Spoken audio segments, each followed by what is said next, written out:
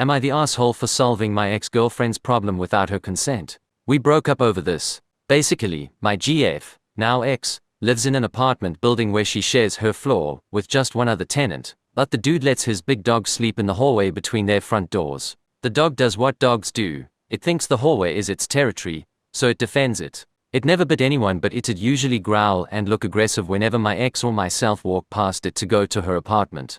My ex just would not shut up about how much she hated that dog being there. She is squeamish around dogs at the best of times.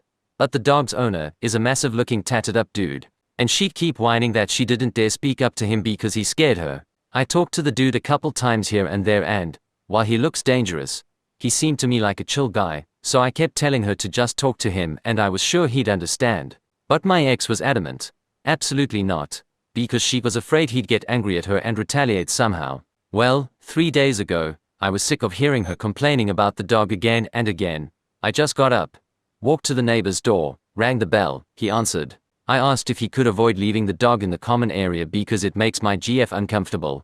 And his reaction was, "Oh gosh, I didn't realize. My apologies, it will never happen again." Boom, solved. But when I got back in my GF's apartment, she was enraged at me. Said she wanted an apology from me for helping her without her consent and that she thought I was putting her at risk because she lived next to the guy. And what if he was a secret serial killer and by telling him to keep his dog indoors I made her his next victim? I tried to be patient, but she was screaming at the top of her lungs and completely freaking out and not listening to me telling her that her neighbor is a normal dude who would have removed his dog earlier if she had politely asked him to. No. She just needed to screech at me about paranoid fears of somehow making an enemy out of the neighbor and how I am the one who started the war but she's the one who will be a victim of it. I repeatedly told her that there is no war, no conflict, no nothing and that she should just calm down, but she screamed at me that she never wants to talk to me again until I sincerely apologize. I believe I have nothing to apologize for, so I guess we'll never talk again. I've heard earlier today from my ex's sister that my ex is waiting for me to call and apologize and that I'm apparently a pig for not doing it yet. I told her that I have nothing to apologize for, and the sister blew up on me saying that I absolutely need to apologize after all I did to my ex. Never got the chance to even ask her what those horrible things I did supposedly are.